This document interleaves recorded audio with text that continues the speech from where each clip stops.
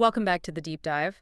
Today we are undertaking a really critical mission. We're looking ahead to 2040. Just about 15 years away. Right, which is not far at all. And we're charting the rapid transformation of human life under the influence of advanced AI.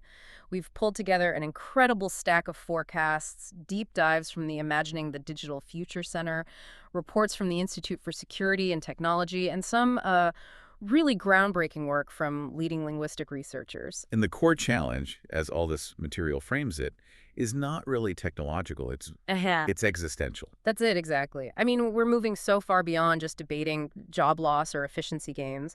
The authors of The Age of AI are really clear about this. They are. They say AI is going to fundamentally challenge four pillars of what we think of as our human identity. Okay, so what are they? Our self-perception, our sense of agency, our centrality in the world, and of course, our long-held monopoly on complex intelligence. That's a heavy list. It is. So our goal today is to really distill the most critical changes. Everything from the cognitive shifts you will feel personally to the massive economic and regulatory vacuums that are developing globally. So that you're prepared. You're ready for this paradigm shift because it's happening fast. Incredibly fast. Okay, let's unpack this with a sense of scale. When we talk about 2040, how integrated are we talking? This isn't just about asking Siri to play a song anymore, is it? Oh, not at all. No, we're talking about an entirely different quality of proximity. Proximity. I like that word for it. The forecasts all suggest that by 2040, AI will be refined, it'll be highly accommodating, and crucially, it will be living inside almost everything. So it's not an app you open. It's not an interface, no. It's an infrastructure that you just exist within. You mean true omnipresence. In our light switches, our cars, our classrooms, every device just operating in the background below the level of conscious thought. Exactly. Take personalized healthcare for a really visceral example. The traditional doctor's visit. It's going to become pretty rare. How so? Imagine having a tiny, non-invasive monitoring chip, maybe the size of a grain of rice, just inside your body. Okay. That chip is recording everything. Constantly. Your heart rate variability, your temperature, your blood chemistry, your gut microbiome data. It's a continuous stream. And an AI is analyzing that stream in real time. In real time, yeah. And it's predicting potential health crises weeks, maybe even months, before you would ever feel a symptom. The diagnosis isn't a recommendation you get at an appointment.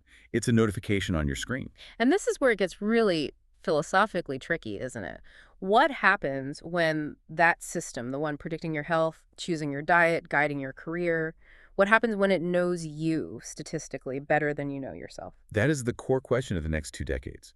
And this profound level of optimization, of anticipation, it immediately raises the economic stakes. Because AI, at its foundation, it just feeds on data, vast continuous streams of data. That's right. One source puts it really well. It says previous civilizations operated on inherited rules and traditions. Thou shalt. Why? Because they just lacked the data. They didn't have the massive data stores, the mining mechanisms, the endless flows to support constant analysis. And that access to data, the sheer volume and complexity required, that means we immediately run into a concentration of power. Absolutely. Because that access and the analytical capacity that goes with it, it creates a completely new dynamic. Only the companies with the absolute deepest pockets and the most extensive infrastructure. We know who they are: Google, Meta, Amazon, NVIDIA. Right. They're the only ones who can manage and silo those data stores, which ensures they can train the most powerful models. So the direct consequence of us depending more on AI is an accelerated growth of these firms into behemoths that just dwarf any corporate entity we've ever seen before. The sources bring up the old power corrupts principle and apply it right here. It's a corruption of data power. How does that concentration really force societal change? It creates this intense feedback loop. The more data you control, the better your AI, which gets you more users, which gets you more data. Kind of just Spirals. It solidifies your competitive advantage until it's unassailable. This concentration of power, it necessitates a fundamental restructuring of how society functions. AI is a tool that favors constant, restless data analysis over inherited rules. Over the thou shalt. Exactly. That principle completely ignores our historical rule-based systems. So when a few companies control that engine of societal efficiency, the structures of commerce, of governance, of daily life, they inevitably get dragged along in their wake. We're talking about market dynamics that become almost impossible for smaller players, or even for governments, to influence. All right, let's start with the most intimate transformation then. What is happening inside the human mind?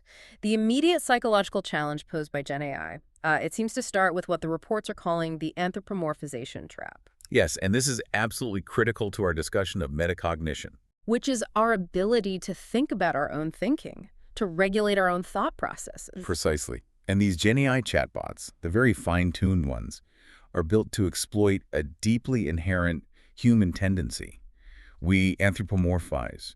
We attribute human characteristics to non-human things. And they do it by using all these social cues. Abundant social cues. They're warm, they're consistently affirming, they ask these leading, inquisitive questions. I mean, they found like a perfectly supportive, if slightly boring friend. That's the design. They're built to mirror conversational flow without requiring any real cognitive load from you.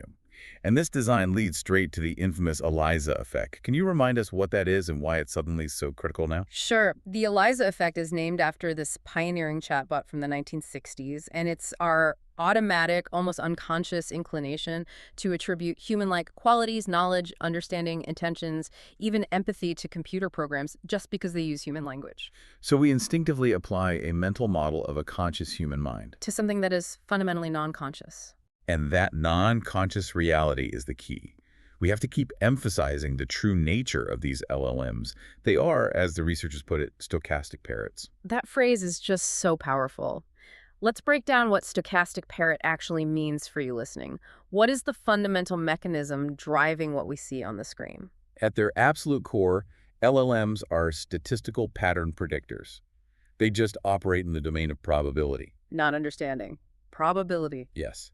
They analyze the vast text they were trained on, trillions of words or tokens, and when you give them a prompt, they determine the single most statistically likely token to follow the sequence they've already generated. So it's a process of just predictive pattern recognition, not purposeful action or, semantic comprehension. It doesn't know the answer. It calculates the most probable sequence of words that looks like an answer based on its training set. And the resulting confusion, then, it risks these huge cognitive errors where we build these flawed mental models of the AI systems. If I think the AI understands me, I might trust its output even when the underlying logic is completely faulty. Exactly. And this cognitive error flows immediately into what the sources call the confusion of trust. Okay. And they make a crucial distinction here between two types of trust: interpersonal trust and social trust. Interpersonal trust is what we place in a friend, right? It's based on their perceived morality, their reputation, past positive interactions. Yes. And Gen AI agents are designed to foster this misplaced sense of interpersonal trust. They're warm, they're non-judgmental, they're always available. The user starts to attribute morality and competence to the system based purely on these social cues. It's an emotional leap of faith. It's often unconscious. And that's incredibly dangerous because this personalized reliance bypasses the need for the far more important kind of trust. Social trust. Social trust, which is the critical foundation of accountability. It's what makes things safe.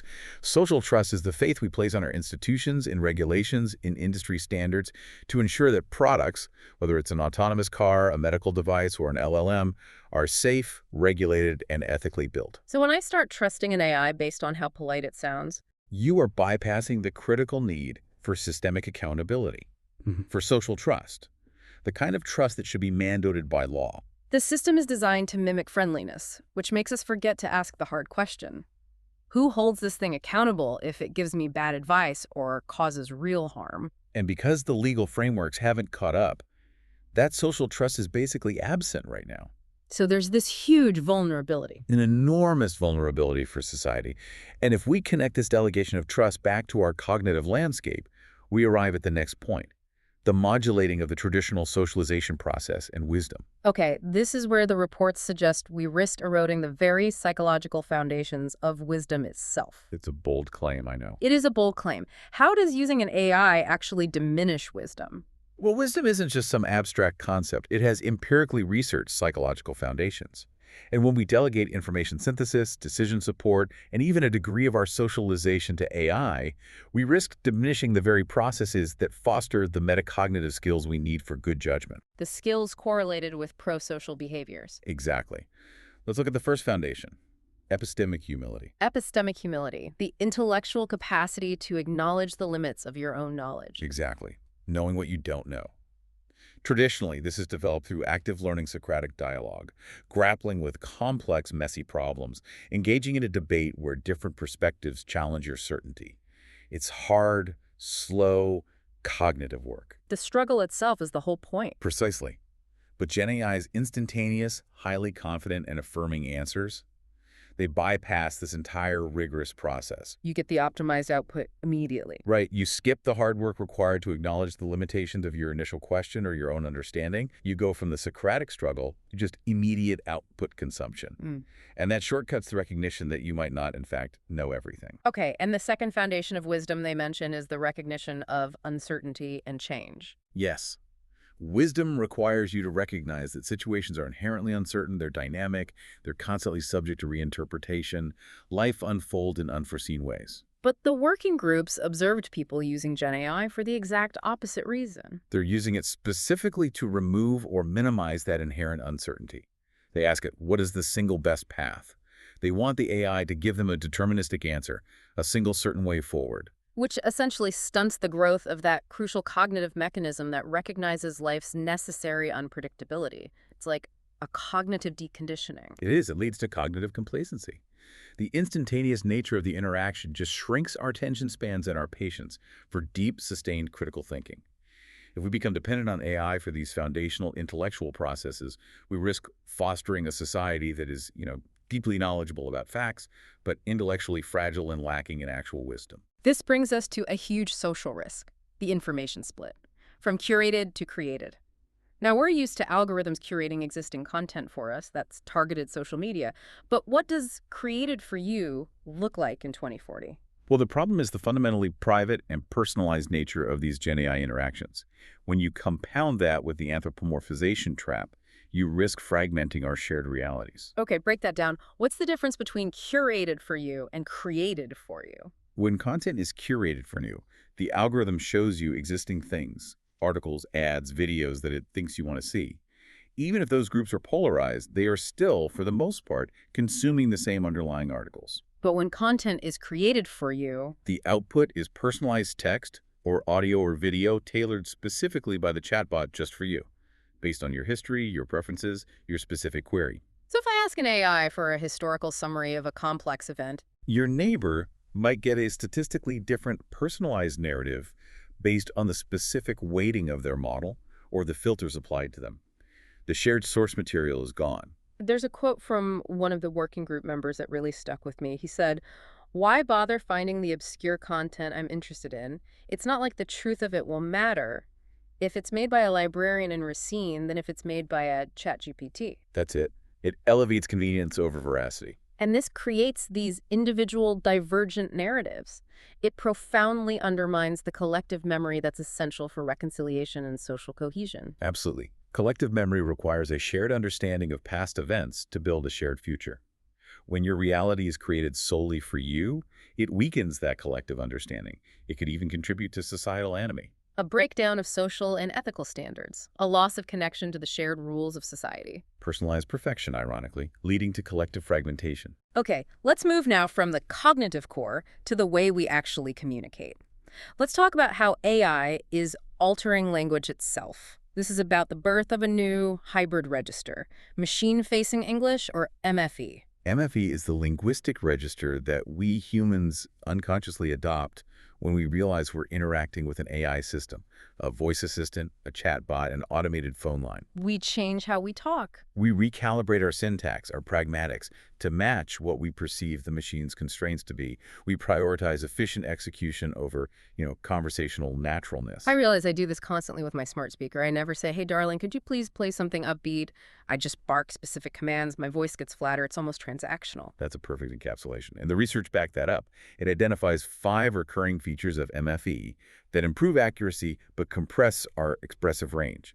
And you just touched on the 4th one, flattened prosody. My voice getting flatter. Exactly. Yeah. Acoustic comparison showed a substantial 22% reduction in pitch range and a 15% slower articulation rate when users spoke to an AI versus a human. Wow. We suppress our pitch movement and we exaggerate our syllables like we're reproducing language lab diction because we think the machine is better at parsing clear, staccato input. That mental burden of having to police your own speech just to be AI compatible, It's a subtle but constant source of stress. What are the other four features? Okay, first is redundant clarity. Users employ more words than necessary just to ensure the AI grasps the exact intent they overspecify. Got it. Second, directive syntax, using clear active commands rather than polite phrasing or suggestions. Third, a controlled vocabulary, consciously avoiding complex, rare, or ambiguous words in favor of simple, high-frequency ones. And the fifth feature you said connects directly to our frustration when the system makes a mistake. Yes, that's single intent structuring. So, users package fresh, explicit commands rather than trying to repair or clarify like we would in a human conversation. So if the system mishears "play the weekend." You don't try to clarify, no, I meant the singer, The Weekend. Yeah. You immediately issue a new, more specific, hedged command, play Blinding Lights by The Weekend official track. It just shows we have low expectations for the system's memory or its ability to handle ambiguity. And all of this compression, it leads to the clear decline of implicature. The unspoken, implied meaning that is the real richness of human conversation. And the data supports this. It does. Users abandon metaphor, idiom, subtle requests. They opt for explicit, literal language. For instance, the prompt "pep things up" relies heavily on context and might fail 60% of the time. But the slot-filled instruction, "play an upbeat workout playlist," has a much higher success rate. The machine is literally teaching us to talk like a machine. We sacrifice conversational naturalness for mechanical efficiency. Efficiency at the cost of creativity. But what about when we want the machine to talk like us, or, more accurately, to understand the deep nuances of other human languages?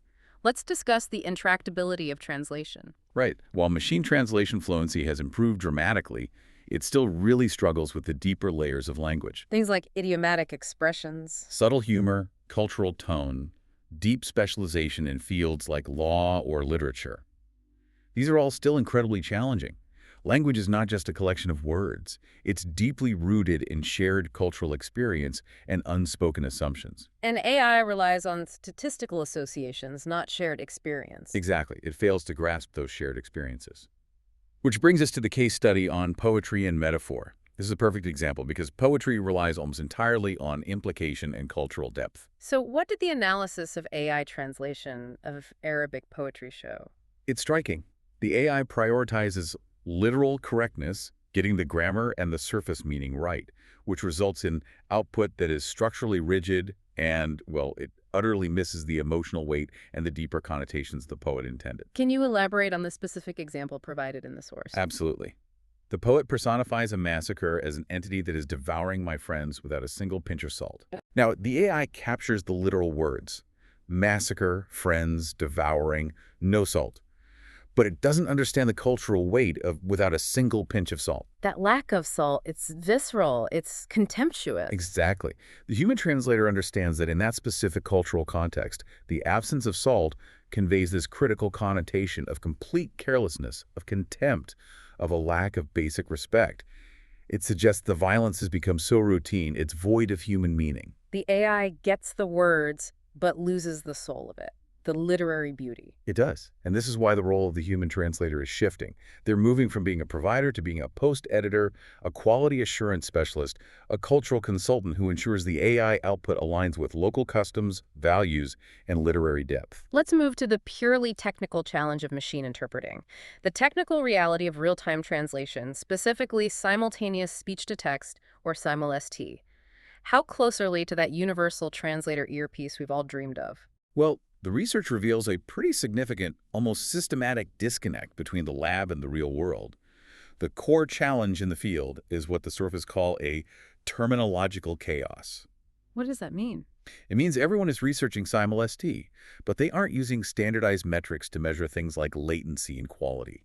It's an apples to oranges comparison across the board. So what are the proposed standardized terms to fix this chaos? They advocate for terms like computationally aware latency, which forces researchers to account for the actual processing time on real hardware, and retranslation, which measures how often the system has to go back and revise an earlier guess based on later words. Just standardizing the language so we can benchmark progress accurately. Yes. But what's more concerning is the major technical hurdle that most research is conveniently overlooking: And what's that? the challenge of unbounded audio streams. In the real world, speech is continuous. SignalST needs to process these long streams of speech concurrently with the speaker without knowing when they'll stop. Okay, that makes sense. Yet, a review of 110 research papers revealed that a massive 81.8% of them rely on pre-segmented audio inputs. Pre-segmented? You mean humans already broke the audio down into clean, manageable chunks before feeding it to the AI? It's worse than that. Nearly all of them used what's called gold segmentation, meaning the audio was perfectly segmented by humans. In essence, the researchers are pre-solving the hardest part of the problem, the real-time listening and audio segmentation, before the AI even starts translating. So they're basically cheating. It's a bit like that, yes. So every exciting translation demo you see is often operating under these unrealistic laboratory-grade assumptions. The promise of a universal translator earpiece is still years away from real-world reliability. Because the technology is optimized for hypothesis generation, but it's neglecting the infinitely growing input problem. That's the critical takeaway. Only a tiny fraction of the research is tackling the complexities of processing unbounded speech concurrently, which is what you need for genuine, low-latency, real-time performance. All right, let's look at a systemic bias in the academic world. The dominance of English and how that intersects with AI. Let's discuss linguistic bias in academia. English is the established global language of science, but this creates these invisible hurdles for non-native English speakers. They face diminished professional visibility and, frankly, unfair assumptions about their scientific quality, even when the research is top-notch. And this bias is often unconscious, right? It's rooted in how we perceive fluency and scientific rigor. Absolutely. Studies show that subtle shifts in English language patterns, just deviations from native speaker norms, can lead peer reviewers to subconsciously perceive the authors as non-native. And the result, Lower evaluation. measurably lower valuations of their scientific contributions, Right. regardless of the merit of the data. They receive less favorable peer ratings and editorial decisions just because of their linguistic style. So what's a simple non-AI solution to equalize those ratings in the peer review process? The simplest and most effective solution is just double-blinding the peer review process, hiding the author's identities. It's been shown to help equalize ratings because it prevents those language-based assumptions from confounding the review. It forces reviewers to focus solely on the methodology and results. But this introduces a fascinating AI paradox. Because while Gene AI tools can help multilingual authors overcome these language barriers, the same tools could flag them unjustly. That is the cruel twist. The AI detectors that are used to identify AI-generated content often rely on statistical measures of linguistic diversity and word choice. They're looking for signs of unnatural uniformity. And multilingual authors might fall into those same patterns. Exactly. Because of their unique linguistic context and careful use of language, they might exhibit statistical word choices that get them unfairly flagged, jeopardizing their publication. So we need self-awareness of this bias combined with technical interventions like double-blinding to achieve any kind of linguistic equity in science publishing. Okay, let's pivot now to the broader societal landscape. We're entering what the sources call a crucial 15-year pivotal window, where the choices we make now will determine the shape of 2040. What's the most likely and immediate gain we can expect? The primary gain predicted is a hyper-efficient society. Unprecedented levels of personalized services, highly accurate predictions, and of course the widespread automation of all mundane, repeatable tasks. This is because AI fundamentally reduces the marginal cost for 4 key cognitive processes. Right. Recognition, prediction, summarization, and translation. And now with generative LLMs, Gene AI also dramatically reduces the cost of using established public knowledge to create entirely new outputs, text, audio, video to solve problems under human direction. But this efficiency, while great for society as a whole, it comes with the inevitable labor disruption. It does. The economy will continue to create jobs, but the sources are clear. Labor will bifurcate. We'll see a fostering of high-quality, highly creative, highly compensated jobs. And an expansion of low-quality, often insecure service and support roles. The middle, the routine-based jobs are the most vulnerable. Absolutely. But the defining factor is that the vast majority of occupations will involve significant daily interaction with AI systems. The worker in 2040 won't necessarily be replaced by AI, but they will be constantly interacting with an AI co-pilot or a supervisor or a system manager. Integrating with AI will be the new baseline skill requirement for almost every field. The sources mention that changes to law and organizational structure, they generally lag behind shifts in economics and culture. So given the rapid pace of AI, coupled with, accelerating climate change and economic disparity, what does the population map even look like by 2040? We have to seriously consider the climate and demographic impact. Experts are forecasting that a significant portion of the global population will be living normalized, nomadic lives. Willingly or unwillingly? Both. Some will choose digital nomadism, others will be unwillingly driven from unstable regions or high-cost cities by climate disasters and housing crises. This semi-nomadic population could be massive, and they'll be huge consumers of off-grid, rechargeable, and highly portable devices. And this population movement, combined with the extreme economic upheaval from data concentration, it sets the stage for the most dystopian prediction in the reports: neo-feudalism. This forecast suggests that this movement could intensify wealth polarization beyond anything we saw in the Industrial Revolution. It's an access disparity scenario. What does that mean? The super rich and the billionaires will control the means of AI production. They'll have exclusive access to the most advanced, expensive AI-driven medical tech, personalized education systems, comprehensive security protocols. They're the only ones who can afford the ultimate machine learning, optimized specifically for their longevity and security. And this prices the best technology completely out of reach for the rest of the population. Exactly. The reports use some pretty harsh language, referring to the less wealthy as serfs. These individuals will be living in RVs, tiny homes, shipping container villages, or these highly efficient converted office building dormitories. And their access to AI. It'll be utilitarian, relying on free or subscription-based models funded by advertising and constant data extraction. The disparity of access to high-quality autonomous AI is the crux of the neo-feudal prediction. It creates a permanent data-driven class system. Let's zoom in on sector-specific transformations, starting with the clear gains in healthcare. Healthcare advances are expected to be especially transformative. We anticipate extended lifespans, improved quality of life, and a significant shift toward better preventative care, driven by that continuous internal monitoring we talked about. And what about the administrative side? Widespread adoption of AI tools will help manage administrative healthcare, making electronic health records more complete, accurate, and interoperable. This standardization and efficiency could genuinely mitigate the relentless increases in healthcare costs we see today.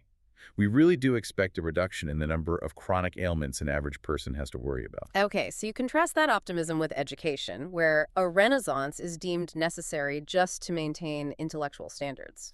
Well, the current generation of generative AI has already caused massive disruption in how teachers teach and how students learn. Copy-paste plagiarism has morphed into highly articulate, personalized content creation.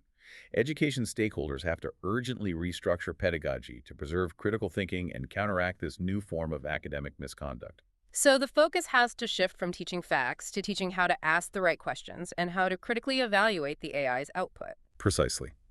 The focus must shift to using AI education tools to foster upskilling rather than de-skilling. Education needs to emphasize active engagement, encouraging students to challenge the AI's output, not just passively consume it. Schools have to adapt to teach students how to interact with, manage, and audit AI systems, because de-skilling leads directly to that cognitive complacency we discussed earlier. And what about the long-promised metaverse? We've heard about persistent virtual worlds for years, but mass adoption just hasn't happened. What role does generative AI play in finally realizing its true ideal? The sources suggest the true ideal of the metaverse, a pervasive, persistent virtual layer over reality, will finally be realized when we achieve genuine interoperability between platforms using shared standards. The rendering engines and cloud computing are already here.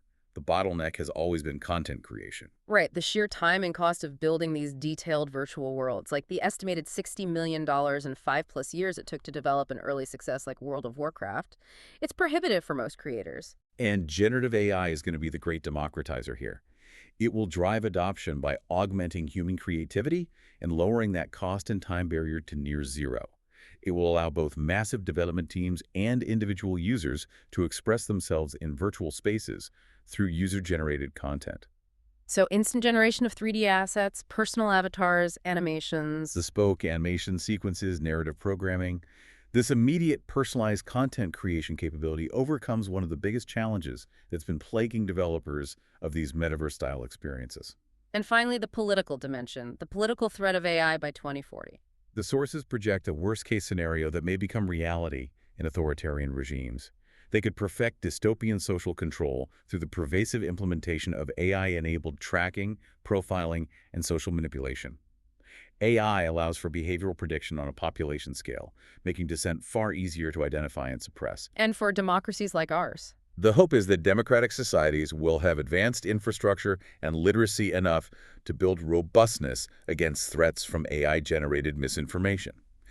However, regardless of the political system, all societies must restructure their entrenched systems. Because AI favors data analysis over inherited rule. Yes, that restless data movement. This means rule-based behavior, the foundation of much of our legal and ethical infrastructure, is effectively ignored by systems optimized purely for data-driven efficiency. And that necessitates a profound legal and social restructuring. Given that speed of change, regulation is almost always playing catch-up. Let's look at the forecasted policy and regulation landscape. One source highlights a critical failure in the U.S. legislative system. Yes. The U.S. has essentially failed to adopt any major public policy law for internet-related tech in the 21st century, and that situation is not expected to change substantially in the near term. Why not? Political polarization, intense corporate lobbying. The report suggests that this continuing inability to act means that de facto policy will be made in Europe. So global companies will just pragmatically gravitate toward European law, forcing European policies to resonate worldwide, like we saw with GDPR. Exactly. When a company like Google or Meta operates globally, it's just more efficient to comply with a single, stringent set of regulations, like the EU's AI Act, than to navigate a patchwork of lax or non-existent laws elsewhere. This forces European standards on transparency, risk management, and human oversight to become the global benchmark, regardless of whether the U.S. legislature ever acts. This concentration of data and power leads us directly to the data rights challenge. AI models have been built assuming unlimited and free access to personal and copyrighted material for training. Why is that unsustainable? Because the existing economic model is fundamentally unjust. It's based on an illusion of infinite zero-cost content.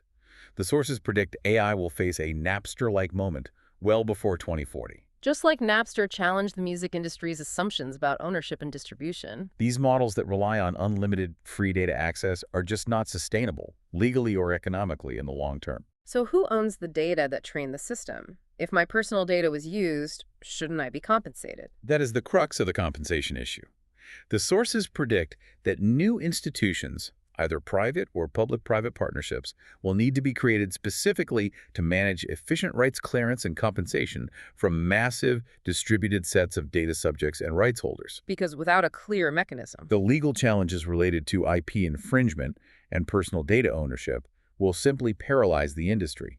We need new institutions that are capable of micro-compensation and granular permission management at scale. And this need for accountability requires regulation to clarify liability, especially concerning that notorious U.S. law, Section 230 of the Communications Decency Act. Right. Section 230 shields online platforms from liability for third-party content. If someone posts something illegal on Facebook, Facebook isn't usually held liable. But GenAI introduces this profound ambiguity because the tools actively generate content. They don't just host it or transmit it. So if an LLM fabricates a defamatory statement about a specific person, where does the legal responsibility lie? Is it the user who prompted it, the developer who designed the training data, the company that deployed the model? That is the complex legal knot. Some legal experts are arguing that because GenAI actively contributes to creation, Section 230 just shouldn't apply to the generated output. Clarifying this liability is necessary to incentivize developers to implement stronger safeguards, ethical guidelines, and risk mitigation. Because if the developer knows they're liable for harmful output, they'll invest heavily in safer guardrails. If they aren't liable, why bother? Exactly. So if regulation is lagging, how do we evaluate these complex systems right now? The sources point to a global evaluation model called Z-inspection. Z-inspection is an extremely important process. It's consensus-based, multi-stakeholder, and participatory, used by trustworthy AI labs worldwide. Its goal is to evaluate AI systems against European Commission criteria, specifically the ALTA and the FRIA. So it's not a rigid checklist, but a comprehensive process. What makes the process so unique? It's iterative and it's collaborative. It involves developers and users, domain experts, even philosophers. And it assesses risks across the full life cycle, from initial design and development through deployment and post-deployment monitoring. Critically, it identifies internal tensions. Tensions. For example, a system might be highly efficient, which is a win for the developer, but completely opaque, which is a loss for user trust. Z inspection forces stakeholders to discuss those tensions and the trade-offs between short-term wins and long-term effects on society. That focus on tension and trade-offs, that moves far beyond a simple regulatory checklist. It ensures that the evaluation is nuanced, reflecting the system's impact across different stakeholders and timescales, Yeah. rather than just, compliance with minimal legal standards. Okay, shifting from existing policy frameworks to some bold new proposals, let's discuss the radical blueprint for the future, the human-to-machine rules. This is a comprehensive legal code designed to address human-machine interaction, and it rejects the idea that we should fix problems generated by tech with even more tech. This is a truly radical approach. It's essentially outlining a utopian legal code for future generations. It rejects that cyclical idea that problems created by a lack of foresight should be handed back to the creators to solve with a quick tech fix. Instead, it establishes fundamental human-centric boundaries. Exactly. It's intended to be a foundational legal code, similar to the ones that govern motor vehicles or hazardous materials. Let's review some of the most provocative examples that draw these clear lines between human and machine agency. Rule 1 is foundational. All human transactions and material transformations must be conducted by humans. This means a human must always be the final decision maker in critical systems. And Rule 3 goes further. At all times, an individual human is responsible for the activity of any machine, technology, or program. All computing is visible to anyone at all times. No black box computing. No black box computing. This proposal just eliminates the concept of autonomous, unexplainable machine action. That would entirely change how liability works today. It would make it impossible for a company to simply blame the algorithm. And Rule 7, that addresses the data rights we just discussed. It does. Rule 7 states, personal data are personal property. Their use by a third party requires compensation. This gives individuals genuine control and economic benefit from their own data. It breaks the free-for-all data harvesting model. I find Rule 6 particularly fascinating. It addresses durability and sustainability. It mandates the right to repair and easy recycling. This is where the proposal gets granular and almost revolutionary.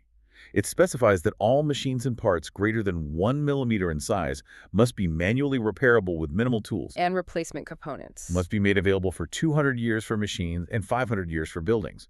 The implicit goal is to mandate long-term ecological responsibility and halt the disposable culture that's driven by constant technological obsolescence. These rules are clearly designed not just for safety, but to ensure that humans retain agency and that technology serves us, not the other way around. They are radical proposals, absolutely.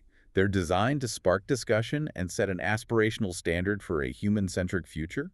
They acknowledge that if we don't set the boundaries now, AI will simply optimize around our lack of limits. Turning to technical guardrails, if policy and even these radical rules are lagging, developers need internal mechanisms. Let's talk about cognitive forcing functions, which are designed to combat user over-reliance. This brings us right back to cognitive science. Over-reliance happens when users accept incorrect outputs, an error of commission, and it's driven by that fast, heuristic System 1 thinking. We tend to trust what's delivered confidently. And the research confirms that even highly transparent AI, the kind that provides explanations for its decisions, often paradoxically increases trust and over-reliance. It does. Because users take the detailed explanation as a sign of competence, not as a pathway to verification. Transparency alone is not enough. So we need to force the user out of that fast thinking and compel them towards slower, more analytical System 2 thinking. What were the intervention examples proposed? They tested mechanisms designed to impose friction. The wait policy introduced a mandatory small delay, say 30 seconds, before revealing the AI's optimized suggestion. That delay is designed to compel the user to form their own hypothesis first, to engage their critical thinking before the AI's confident output can bias them. And the update policy was slightly different. That one required participants to actively make an initial decision without AI assistance. Only then was the AI's suggestion and explanation presented, allowing them to explicitly revise or update their choice. Both interventions sought to shift users away from just accepting immediate outputs toward a more deliberate comparative evaluation. And this all flows into the ideal model for a human-AI partnership. The shared decision-making, or SDM model, which is borrowed from clinical settings. This moves beyond just predicting what the user wants to aligning with what's truly helpful for them. Exactly. AI traditionally predicts user preferences based on revealed preferences, Yeah. what you clicked on, what you bought, what you asked for immediately. But these preferences are often subject to present bias. Prioritizing immediate rewards, like a quick fix or a candy bar, over long-term goals like health or financial security. Right. The SDM model demands that AI aligns with informed preferences, the user's actual long-term goals and values. So the SDM model requires the user to participate in defining those long-term goals, and it allows them to adjust the AI's input dynamically. It fosters a partnership model. It integrates user feedback. It promotes transparency about the model's limitations, and it allows for dynamic adjustments as a user's goals evolve. This approach prioritizes user autonomy over paternalism, ensuring the technology is genuinely helpful by considering both immediate gratification and long-term well-being. Finally, we have to address the severe privacy concerns inherent in this research, especially when you're collecting sensitive, emotional, and behavioral data to study these interactions. What are data trusts, and how do they help ethical research? Well, research into AI's impact requires collecting all this sensitive data on user behavior, cognitive processes, emotional cues. But this raises severe privacy and misuse risks.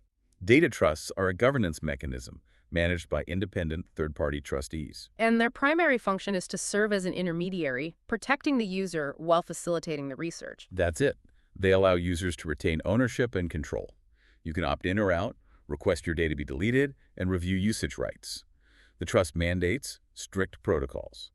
Data must be anonymized and aggregated, which supports ethical, accountable research by reducing the risk of individual misuse while still providing valuable behavioral insights to researchers. And the trustees have real power. They have the authority to revoke access if data recipients fail to adhere to the agreed-upon terms.